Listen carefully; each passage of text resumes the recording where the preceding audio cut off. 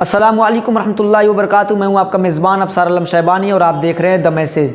दोस्तों, कुछ रोज़ कबल बैरिस्टर असदुद्दीन ओवैसी साहब पर जो अटैक हुआ था उस पर हमने भी एक वीडियो बनाई थी और हिंदुस्तान के पॉलिटिशियन हजरात ने भी, तमाम सियासतदानों ने उस पर रद्द अमल किया था। पार्लियामेंट में भी लोगों ने आवाज़ उठाई थी। लेकिन मैं आपके बीच में उलमाए किराम के तासुरात को पेश करने जा रहा हूँ कि उलमाए किराम ने उस अटैक पर क्या तासुर दिया और उलमाए किराम के नज़दीक बैरिस्टर वो असदुद्दीन ओवैसी साहब की हैसियत क्या है, वक़्त क्या है, उनके बारे में उन लोगों की राय क्या है। सबसे पहले माहिर फ़ल्कियात जो बरतानिया में रहते मौलाना समीरुद्दीन कासमी साहब की मैं एक वीडियो पैगाम आपके दरमियान पेश करूँगा कि उन्होंने बैरिस्टर असदुद्दीन ओवैसी साहब के बारे में क्या कहा और उन अटैक पर जो उनके ऊपर अटैक हुआ था उस पर उनकी राय क्या थी। आइए हम लोग सुनते हैं। मुहतरम बैरिस्टर असदुद्दीन ओवैसी साहब पर कल 4 राउंड गोलियां चलाई गई। ये अच्छी चीज़ नहीं है। इस तरह लोग खाना जंगी में हो जाए, आपस में लड़ेंगे, 2 कौमें, 2 सियासी पार्टियां लड़ेंगी। ये पार्लियामेंट के मेंबर हैं और अहम मेंबर हैं। इन पर खुलेआम सीसीटीवी में देखा जा रहा है कि गोली चलाया जा रहा है, तो दूसरों का क्या हाल होगा, गरीबों का क्या हाल होगा, आम लोगों का क्या हाल होगा। इसलिए इससे मुल्क की तरक्की नहीं होगी, मुल्क बर्बाद हो जाएगा। ये समझने की चीज़ है, हिंदू मुस्लिम सिख ईसाई सबको। मेरा अपना तासुर यह है बैरिस्टर असदुद्दीन ओवैसी के सिलसिले में कि ये सीरत पर, नबी करीम सल्लल्लाहु अलैहि वसल्लम की ज़िंदगी पर बहुत अच्छी तकरीर करते हैं। मैंने इनकी तकरीर सुनी है। बैरिस्टर होकर के इस तरह की तकरीर करे, जो मौलाना तकरीर करते हों, कम लोग ऐसे बैरिस्टर होंगे जो इस तरह वालिहाना तकरीर करता हो। मैं बड़ा मुतासिर हूँ। दूसरी बात यह है कि ये मुसलमानों के मसले के बारे में, बल्कि दलित और पिछड़े और गरीब के मसले के बारे में खुलकर बोलते हैं।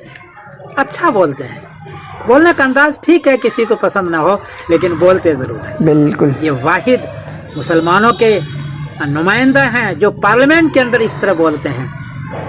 इसकी कदर करनी चाहिए मुसलमानों को भी और गैर मुस्लिम को भी। तीसरी बात मेरा तासुर यह है कि और लोग बिल्कुल सही बात ये है। या तो खाते नहीं हैं या कौम का पैसा, गवर्नमेंट का पैसा बहुत कम खाते हैं, ये तो सिक्योरिटी भी नहीं ले रहे हैं। इससे बेहतर मुखलिस आपको रहनुमा कौन मिलेगा। और सबसे बड़ी बात जो मुझको पसंद आई कि ये हिंदू मुस्लिम सबको लेके चल रहे हैं।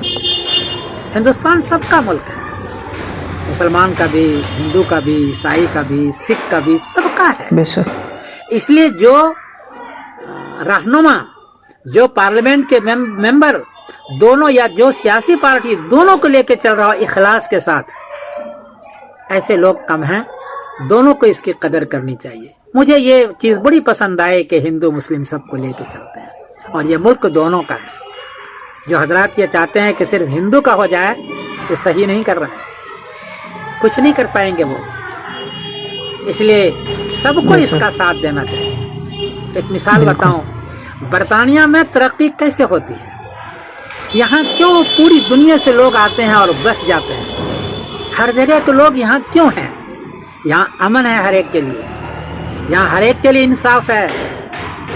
आप इंसाफ जगह पर जाइए, 3 साल के अंदर, बल्कि 1 साल के अंदर आपका कोर्ट का फैसला हो जाएगा। अगर आप मुजरिम हैं तो आपको जरूर सजा होगी, और मुजरिम नहीं है तो आपको कभी भी सजा नहीं होगी।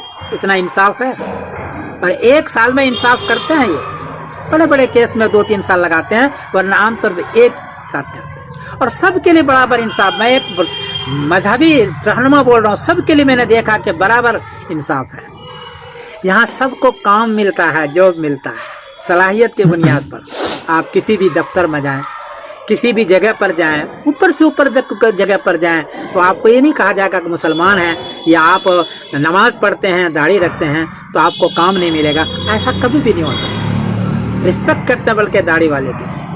तो दूसरी बात यहाँ है जो तरक्की करने की, कि सबको जॉब मिलता है, सबको इंसाफ मिलता है, और सबकी इस मुल्क में अमन मिलता है, सबको खाना मिलता है, सबको मस्जिद मिलती है, सबको गुरुद्वारा मिलता है, सबको ईसाइयों का जो जगह है उनको मिलता है, सबको बराबर। ये है वो तरक्की की राज।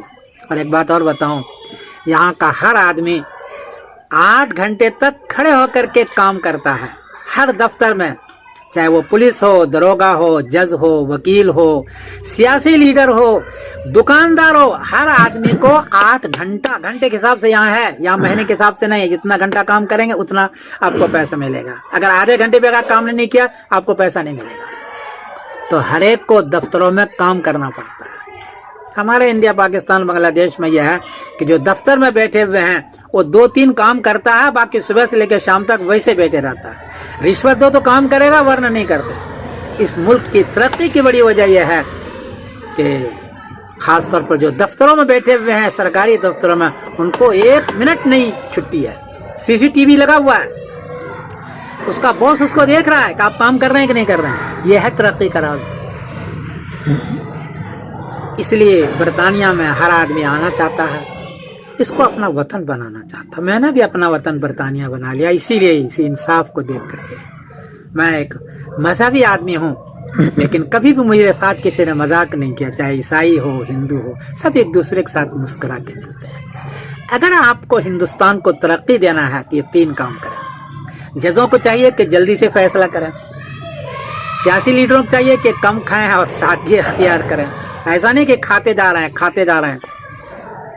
3 करोड़ का आपने ठेकेदारी ली और सिर्फ 10 लाख लगाया और बाकी सब खा गए ऊपर से लेके नीचे तक, इससे तरक्की नहीं होगी। और तीसरी बात है कि हर एक का रिस्पेक्ट, हर एक का इंसाफ करो। अगर ये किया तो आपकी तरक्की होगी। और अगर आप खाना जम्मिंग लग गए, गैर मुस्लिम को या मुसलमान को या किसी को भी, आप दलित को आप मार रहे हैं और रात दिन उसको गालियां दे रहे हैं और सिर्फ मजहबी नफरतें फैला रहे हैं या सियासी नफरतें फैला रहे हैं, इससे तरक्की नहीं होगी। जिन कौमों ने ये किया है उसकी तरक्की नहीं हुई। मुल्क छोड़ के लोग चले गए और मुल्क पीछे चला गया। बहरहाल मैं ओवैसी साहब का दामत बरकातुम का फिर एक मरतबा शुक्रिया अदा करता हूँ। अच्छे लीडर हैं और मुखलिस लीडर हैं, सबको उसका साथ देना चाहिए। मैं सियासत में नहीं जा रहा हूँ, ये नहीं कहता तुम उसको। तो दोस्तों, आपने सुना समीरुद्दीन कासमी साहब ने ओवैसी साहब को पार्लियामेंट में दलितों और मुसलमानों की आवाज़ उठाने वाला नेता करार दिया, और ये भी कहा कि ये एक आवाज़ है मुसलमानों की और दलितों की, और इसी तरीके उसको एक मुखलिस कायद का बताया कि ये एक मुखलिस कायद है, इनकी रिस्पेक्ट करनी चाहिए, इनकी कद्र करनी चाहिए और इसी तरीके से उनका साथ देना चाहिए। दोस्तों, उन्होंने आखिर में जो बरतानिया के तरक्की का राज है उसको भी आपके सामने पेश किया और उन्होंने कहा कि सबकी रिस्पेक्ट करना चाहिए। उन्होंने इस कहा कि रिस्पेक्ट नॉन एक्सेप्ट वाला जो कॉल है उस पर अमल करें कि आप एक्सेप्ट करें ना करें, लेकिन रिस्पेक्ट ज़रूर करें, हर आदमी की कदर करें, इज़्ज़त करें। बस यही करें तो इंशाअल्लाह ये मुल्क तरक्की की राह पर गामज़न होगा। इनके बाद मैं चाहूँगा कि मौलाना सलमान नदवी साहब की एक वीडियो पैगाम भी आया है। उन्होंने ओवैसी साहब के हमले के बाद उन्होंने क्या तासुर दिया था, उसको भी आप हज़रात मुलाहिज़ा फरमाएं। जो अमल किया गया हिंदू सेना के 2 जवानों की तरफ से एक ऐसी आवाज़ को दबाने के लिए, बल्कि मौत की नींद सुलाने के लिए जो अमल किया गया, वो इस बात की दलील है कि उसने तस्लीम कर लिया कि हमारी शिकस्त तय है। बिल्कुल, उसने तस्लीम कर लिया कि अब हमारे हाथ में अब बुलेट चाहिए, बैलेट नहीं। उसने तस्लीम कर लिया कि लोगों की निगाहों में हम गिर चुके हैं। धर्म संसद वालों ने ये बात मान ली है कि उनका धर्म अब उनको सहारा नहीं देगा, कि जड़ें उखड़ जाएंगी, आसमान से उस पर लानत बरसेगी, उनके मुंह से जहर निकलेगा।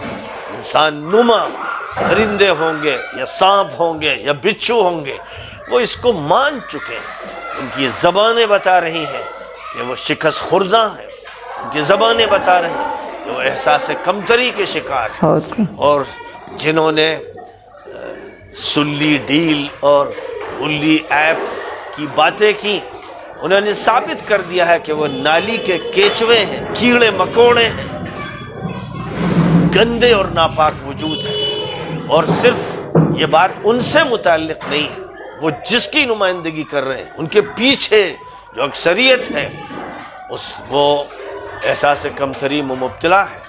उसे मालूम है कि अब उसका इख्तिताम है, उसे मालूम है कि मुस्तक़बिल उसका नहीं है, مسئلہ الیکشن کا نہیں ہے۔ میں پھر بتانا چاہتا ہوں اپنے تمام نوجوانوں کو، یوں مت سوچنا اور یوں مت ناپنا کہ کتنی سیٹیں ملی، یہ مت دیکھنا، یہ دیکھنا کہ جو پیغام لے کر تم چل رہے ہو، جو بات پیش نظر ہے، جس قیادت کے لیے اٹھے ہو، وہ اصل مقصود ہے، وہ ایک مشن ہے۔ اس میں وقتی کامیابی ملے یا نہ ملے، بالکل ایک بالکل سیٹ بھی تمہیں نہ ملے، بالکل تب بھی تم کامیاب ہو، تب بھی تم فاتح ہو۔ تمہیں فکری طور پر فتح حاصل ہو گئی، تمہیں سیاسی طور پر فتح حاصل ہو گئی، تمہیں اخلاقی فتح حاصل ہو گئی، تمہیں معاشرتی فتح حاصل ہو گئی، تمہیں نظریاتی فتح حاصل ہو گئی۔ تم اس فتح پر فخر کرو، خوش ہو اور بھرپور محنت کرو، گھر گھر دستک دو، اپنی بات پہنچاؤ۔ چند دن رہ گئے ہیں، یہ الیکشن ایک آزمائش ہے، لیکن یاد رکھو کہ اس الیکشن میں مسلمانوں کی اکثریت کو روایتی قسم کے مشائخ نے، روایتی مولاناؤں نے، روایتی سیاستدانوں نے اور بکاؤ سیاستدانوں نے اس اکثریت کو بگاڑ دیا ہے، اس اکثریت کو غلام بنا دیا ہے، اس اکثریت کے اندر سے اپنی قیادت کا شعور ختم کر دیا ہے، اس کو ذلیل کر دیا ہے۔ جیسے مصر میں بنی اسرائیل کے لوگ تھے، ویسے ہی اس دور میں امت مسلمہ کے افراد ہندوستان کی سرزمین پر ہیں۔ باقی ظاہر ہے کہ حضرت موسیٰ علیہ السلام اور جو ان کے ساتھ افراد تھے وہ اہل ایمان کی نمائندگی کر رہے تھے، اور آج بھی جو ایسے لوگ ہیں جو وقت کے فرعون سے ٹکر لینے کے لیے تیار ہیں، یہ چاہتے ہیں کہ اس نظام کو تبدیل کر دیا جائے جو فرعونی نظام ہے، وہ ہے جن کے ہاتھ میں عصا ہے اور جو وہ اس وقت کے کلیم ہیں۔